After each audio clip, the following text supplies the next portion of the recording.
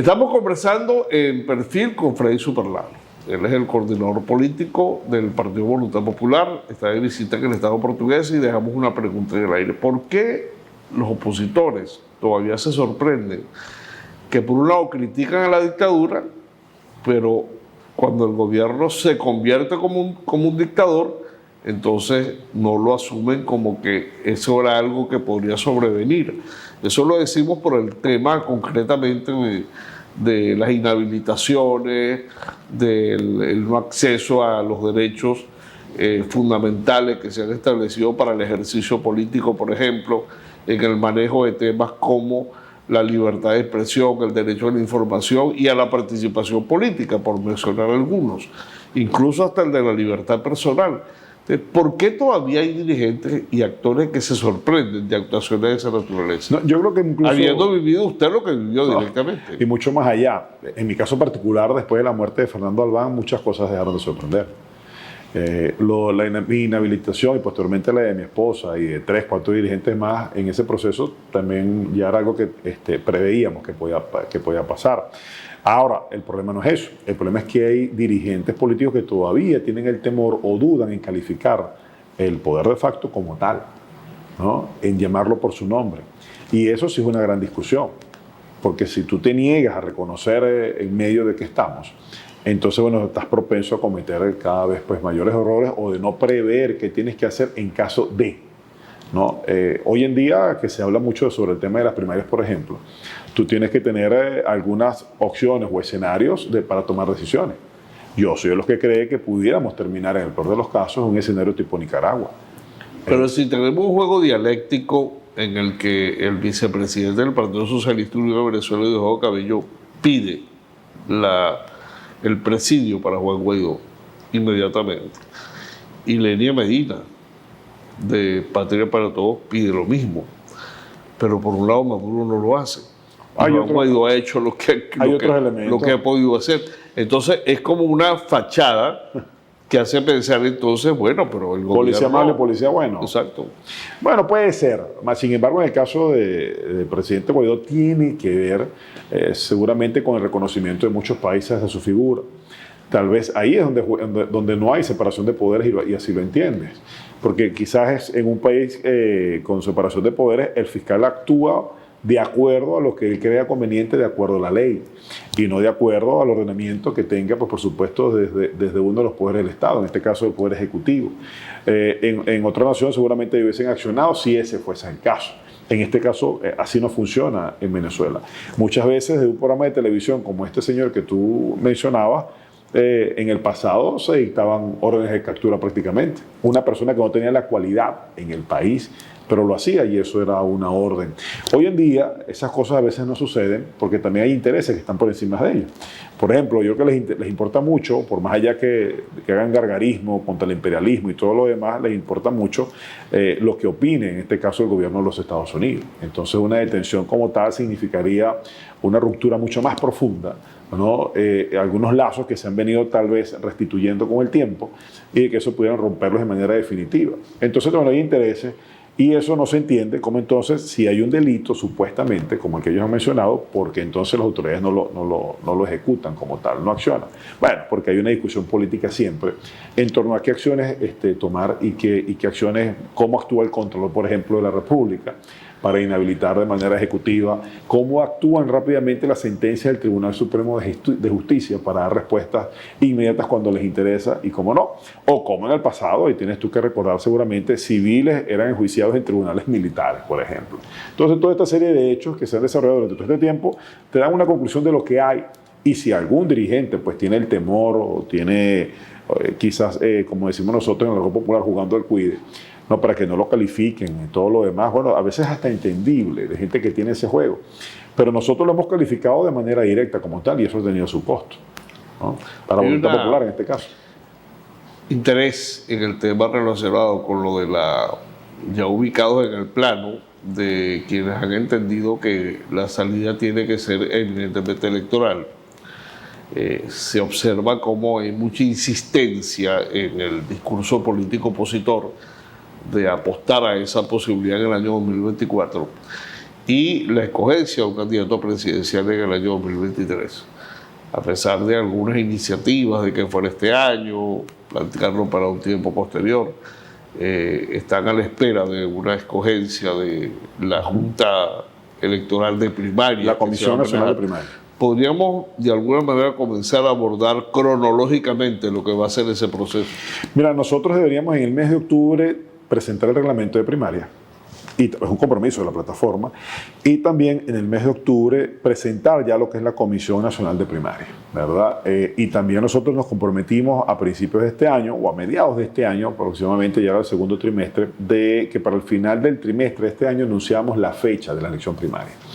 Y decíamos esto por los tiempos, porque la discusión del reglamento tiene muchos nodos por discutir todavía. Hasta ahora, hasta la fecha, todavía estamos discutiendo el voto en el exterior, no porque no estemos de acuerdo, sino es por pensar en la forma más expedita. Es decir, hay 6.8 millones de venezolanos fuera del país. ¿Cómo hacer para que esos 6.8 millones voten? Y el otro gran debate, bueno, es decirle, mira, pero muchos de esos que van a votar ahí no significa que puedan votar en la elección presidencial, porque tienen que estar regularmente inscritos ante el REP, y seguramente aún no hay cronograma del Consejo Nacional Electoral, y creemos que, bueno, que sea algo incierto de que abran las embajadas y algunos otros espacios, ¿no? para que se inicie ese registro electoral. Pero las embajadas no las tienen ustedes, por ejemplo. Algunas sí, otras no. Hay algunas donde, por ejemplo, tanto las de Perú, entre otras, Chile y otras más, están ya en Estados Unidos, sí, en este caso. Pero en otras no, siempre existe un reconocimiento hacia la figura como tal, pero las oficinas de la seguridad. Pero eso no es un obstáculo precisamente para que el CNE cumpla con el procedimiento de que esos venezolanos que están en el exterior, cumpliendo con ese requisito, que es un requisito, por cierto, consular, puede ser el problema puedan concretar su inscripción. En algunos países, no en todos. Por ejemplo, en Colombia, que es donde más venezolanos hay, ¿no? De acuerdo a las últimas cifras o censos que se han llevado a estos mismos países, no creo que ahorita exista algún problema. No, Petro, uno de los principales aliados ahora del modelo que impera en Venezuela. Entonces no existiría problema como tal vez en los Estados Unidos seguramente. Y nosotros pues estaríamos dispuestos a ejercer cualquier acción, ¿no? Ante el propio Consejo Nacional Electoral, ¿no? Que forma parte y que es controlado por el poder de facto, con la intención, ¿no? firme de que esos 700.000 venezolanos que se encuentran hoy en día en Estados Unidos pues pudieran votar, ¿no? De acuerdo a la última cifra. Esa cifra, por supuesto, todos los días cambia. Pero creo que eso no sería ningún tipo de impedimento. Pero lo que sí quiero resaltar es la intención real, ¿no? De que las personas que están fuera del país tengan la posibilidad de votar en las elecciones primarias. Por lo menos ha sido la postura de voluntad popular de varios actores dentro de la misma plataforma, y creo que va a terminar siendo el espíritu general del cuerpo. Eso viene siendo uno de los temas de controversia. ¿Cómo están operando ustedes esos temas? Porque tuvimos conocimiento que Roberto Enríquez, recientemente en una reunión con dirigentes de su partido en Portuguesa, incluso a nivel nacional, decía de que una cosa eran las declaraciones y otra es la realidad, que no están discutiendo, que la plataforma unitaria realmente no está discutiendo el tema, o sea, son opiniones aisladas de cada factor político, intenciones, pero que desde el punto de vista de la concreción, de la eficacia como tal, no hay una discusión operativa sobre la materia de las primarias. No sé en qué momento lo habrá dicho Roberto. Muy reciente. Y no tengo por qué dudar de lo que tú estás informando, pero tampoco tengo la afirmación de él en este caso. Pero te puedo decir que en este mes de octubre eso va a tener ya algunas conclusiones. Se han reunido ya. Sí, no, ya hay una discusión permanente. De hecho, la semana que viene está el compromiso de terminar el reglamento incluso, ¿no? Ya en la gran mayoría de los artículos del mismo ya hay acuerdos en general. Solamente 3 artículos están por discutir, ¿no? Entonces creo que eso es un avance importante, sobre todo también el proceso de postulación, como usted seguramente conoce, ya se inició. De hecho hay un link donde se están las personas pues postulando, o algunas organizaciones que se les ha dado también la autorización, ¿no? Para que postulen, universidades, iglesias, fuerzas vivas del país también lo hagan. Son procesos que van en paralelo. O sea, eso ya está abierto formalmente, sí, porque reciente veíamos que César Pérez Vivas, por ejemplo, ya postuló para la comisión. Para la comisión de primaria. Claro que sí.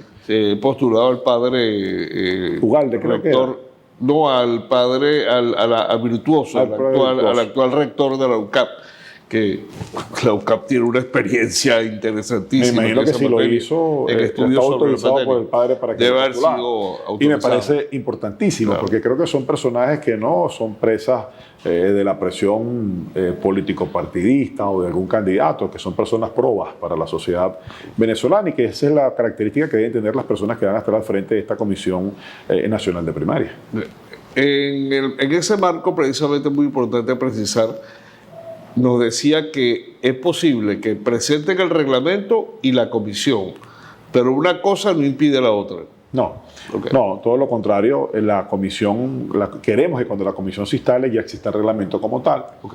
y que desde ese momento, con reglamento aprobado, comisión pues ya en ejercicio pleno, ¿no?, de los poderes que la plataforma pues le designe para que ejecute la elección primaria, pues comience ya a crear el cronograma electoral, ¿no? Hablar, por supuesto, de esas fechas hito, tanto de registro que pudiéramos hacer en el caso de que así se apruebe en el exterior, de los puntos o distribuciones que se pueda hacer también para el proceso de elección. Recordemos que la última elección que hicimos nosotros de este tipo fue en el año 2002, hace ya 10 años. ¿No? En aquella elección donde compitieron, entre otros, Pablo Pérez y Enrique y María Corina también, si más no recuerdo. Entonces, bueno, hay un referente ya que tienen los técnicos que se puede, pues, por supuesto, emular en parte a lo que debería ser este proceso de elección primaria, que va a ser sin duda a cabo llevado el año que viene. Ideal es que para ese proceso todos estén de acuerdo, por lo menos los actores políticos pertenecientes a la plataforma. Mira, ideal que estén de acuerdo no solamente en eso, sino de acuerdo también en un plan de gobierno macro con líneas generales, que estén de acuerdo en un acuerdo político, y valga la redundancia también, de respetarse, de visualizarse, de que la primaria no sirva para separarnos aún más, sino todo lo contrario, que sirva, por supuesto, para acercar posiciones, para amalgamarnos en función de una idea.